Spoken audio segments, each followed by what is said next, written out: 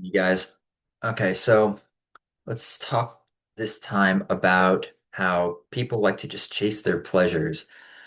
We've seen how this whole world has become such an instant gratification based way. As soon as if you're hungry, all you have to do is go to a website, go to an app, click a button, and someone can deliver you food in minutes.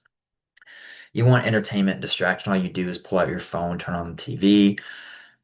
You want to feel pleasure, feel company. All you do is go to a site and you get fake hits of dopamine hits or dopamine releases and all these types of areas. And I don't remember the whole quote that Dr. Andrew Huberman has when he was talking about his definition of uh, what was he calling that? When he was going, I just saw this video a couple days ago. So he was talking about how when people are dealing with getting small dopamine hits from doing no effort, right? We get dopamine hits because we're swiping on our phone, we're playing a game, we're seeing what the next reel is, death scrolling, all that fun stuff. And so he's talking about how don't, when we do not put in any type of effort to chase pleasure, and it was really cool how he was finishing off with the idea of he's like, we're not doing life is not the pursuit of pleasure, but the pleasure of pursuit. We find the good things in what we are chasing, what we are doing, having a real, why are we actually doing what we do? How do we live?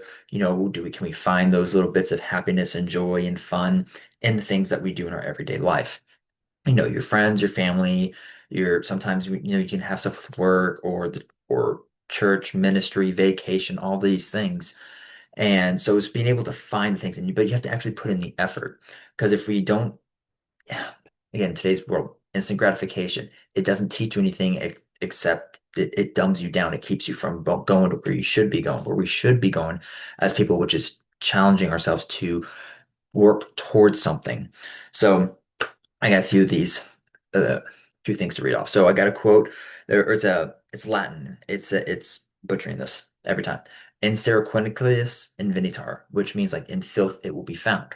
So what we most need, not want, but what we most need will be where we least want to find it. And in today's world, that's that's just work, through work, through trying, through persevering, through putting in the effort to actually be willing to search for something with meaning and value.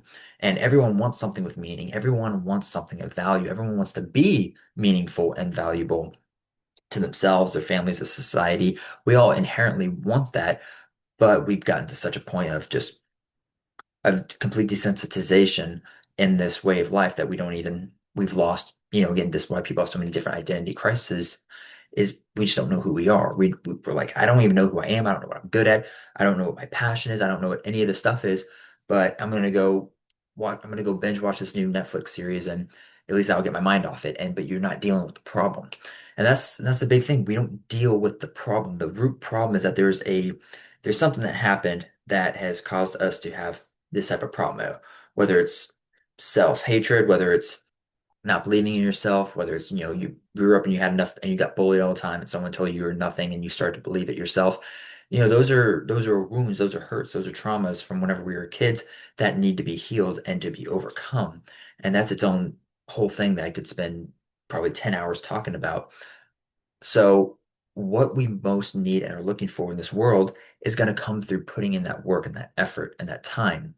So just like this Latin phrase says it, what we most need, what we most want in this world, it's going to be where we don't want to look. That's in the dark, scary corner because we're afraid the monster's in there.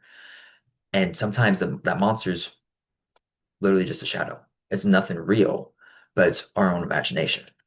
Okay, so Viktor Frankl, he says when a person can't find a deep sense of meaning, they distract themselves with pleasure. We were just talking about that. That's that's how this world is. We've got these phones, instant gratification, it's pleasure, it's entertainment, it's distraction. Those are all complete weapons from the enemy that keep us distracted, that keep us thinking about whatever the next little hit of dopamine is, instead of focusing on the big goals, the big actual aspects and aspirations of our lives that we want to actually be pursuing and going towards. But we can't be focused on this big goal that takes time and dedication and intentionality whenever we're like, I just want, let me let me just scroll, doom scroll. Let me just one more video. Let me stay for 5 minutes later. We all know that. We've all been there. I've been there plenty of times. Sometimes I still fall into that every once in a while. And I go, no, no, no, no. Like, no, I said I was done. When I was done eating, we're done. I said it'd be a 5 minute, a 10 minute. It happens. So it's about catching yourself and going, okay, I'm susceptible to that. I need to catch myself. I need to work on that. Voltaire has one that says, "It's difficult to free fools from the chains they revere." Again, we've gotten so used to that. This is just such a dopamine hit that now we chase it all the time. That's why everyone's got is just going to websites to get distractions, pleasure, entertainment. We're always binging the new Netflix series and just wanting to keep up with the Joneses. And, oh, maybe the next reel, maybe the next video will answer some question I have. Like that's not how it works. So we've gotten, but we're so addicted to our chains, the prison that we live in. We become so addicted to it, and that's easy for Satan to do because all he knows that all we need to do is he just has to put the temptation, the ease, the comfort in front of us and teach us to go. He's like, hey, here's this. One little bite won't hurt. Okay, well, here's another one. Two bites, it won't hurt. One more, that you're good. And it's just a constant, and that those are those links on those chains that keep getting us in there. And then we build our own prison and from our own chains or our own decisions. And then we're like, well, this is comfortable. I don't have to try, I don't have to do anything. So it's those kind of things we get out of. Why? Because again, there's quite a few scriptures that came up, so I just had to grab a couple. One of my favorites that I've been loving, especially in this past season was James 1, 2-4. Consider it all joy, my brothers and sisters, when you encounter various trials, knowing that the testing of your faith produces endurance, and let endurance have its perfect result, so you may be perfect and complete, lacking in nothing. We got to go through these types of struggles. Romans 5, 3-5. And not only this, but we also exult in our tribulations, knowing that tribulation brings about perseverance, and perseverance proving character, and proving character hope, and hope does not disappoint, because the love of God has been poured out within our hearts through the Holy Spirit who was given to us. First Peter 1, 6-7. In this you greatly rejoice, even though for a little while, if necessary, you have been distressed by the various trials, so that the proof of your faith, being more precious than gold, which is perishable, even though tested by fire, may be found to result in praise and glory and honor at the revelation of Jesus Christ. So you're gonna go through these things, but know, it's like, guys, just know that there's joy at it's joyous because we know that there's something good at the end of the hardship, of the trial, of the pain. That doesn't mean while you're in the storm, you're going to be like, oh my God, I'm so happy I'm here. You're not. You're not. You're never going to be happy and, and just all over excited when you're in that storm. Sometimes you might have those areas where you have little glimpses and you're like, oh, good. I came up for a breath of air while I was drowning. But overall, you're not going to be sitting there being like, "Oh my God, I love this time." Then you're obviously not suffering if you're at that point. And then James 1:12, blessed is the man who perseveres under trial, for once he has been approved, he will receive the crown of life, which the Lord has promised to those who love him. Again, I've talked before quite extensively about how love is an action. It's what you do and it's how you respond in certain situations. And it's doing it in a positive way, how you act, how you respond. That's love. It's not this ooey gooey feeling that Hollywood has transitioned us into believing, or not transitioned, but more indoctrinated us into believing. So it's the idea of knowing that I'm here, and for me to get over to this point is going to be I have to cross the desert, I have to go through and suffer plenty of things. So at least I know that when I get here, there's rest, there's water, I can kick my boots off after the journey, and I know that there will be a time to rejoice. But I still gotta, I gotta go truck through the mud, and it's exhausting. Now, with that, also going into Matthew 16:24-26, then Jesus said to his disciples, if anyone wishes to come after me, he must deny himself and take up his cross and follow me. For whoever wishes to save his life will lose it, and whoever loses his life for my sake will find it. For what will it profit a man if he gains the whole world and forfeits his soul? Or what will a man give in exchange for his soul? Matthew 7:13 and 14. Enter through the narrow gate, for the gate is wide and the way is broad. That leads to destruction, and there are many who enter through it. For the gate is small and the way is narrow that leads to life, and there are few who find it. And I'll finish off with Hebrews 12:11. All discipline for the moment seems not to be joyful, but sorrowful, because it is. Yet to those who have been trained by it, afterwards it yields the peaceful fruit of righteousness. So it's when you've been disciplined, when you've been through the struggle, when you know that while I'm there in it, it sucks, it hurts, I don't have answers, I'm confused, I'm lost, I'm just suffering, I'm just going through it.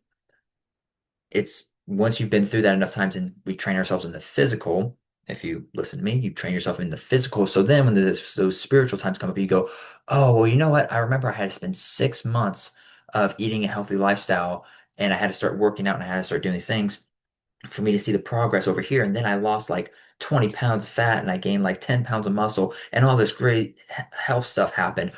Oh, but I had to stay consistent with it and I had to know that I had to keep doing stuff every single day and eventually the good would come. But while I was still in there, when I was still going through the things I didn't want to do, the discipline, it sucked. So maybe it applies to my spiritual side even more. And that's that. That's the very simple idea about how that goes because that's how it is. It all works full circle around. That's why I harp so much on people to work on and to conquer their physical so then they can apply it to their mental, their soul, and their spiritual and put it all together and know, okay, these all actually work together. So, anyways, all this to kind of say is that we keep running from the pain. In today's world, everyone's running from the hardship, the pain, the suffering. That's part of life. You're going to go through a form of it. You're either going to go through you're either going to go through distractions and entertainment and live in that prison-like world and then you grow up and then you get to the end of your age and you're like, wow, I spent so much time on my phone that I never even tried or challenged anything about myself. I never carried my cross. I never told anyone about the gospel because, now everything on social media was telling me to not do it because it's weird or it's against the rules or now it's unlawful or something. It's like, oh, I don't want to do whatever. I don't want to follow I don't want to follow anyone but the whole crowd. Like I want to follow the whole crowd. I don't want to take that narrow way. So it's just all these different types of thoughts and ideas about, you know, we're not supposed to be following the big crowd. We're supposed to be going and following Jesus. That's it. I guess the long and short of this whole idea. So, anyways, I hope this concept is making sense about how we need to be chasing and pursuing the good, the filling, the righteous, the godly things in life, and that means you are going to suffer. So if you're not able or willing to do that at all, much less in your physical, you're not going to be willing to do it in your spiritual. And that's what really matters most. So if you can't be trusted with a little, you won't be trusted with a lot. So that's my idea. Hope it helps and hope it gets some of you guys thinking and hopeful. I hope it's helpful. You have a blessed one. Take care.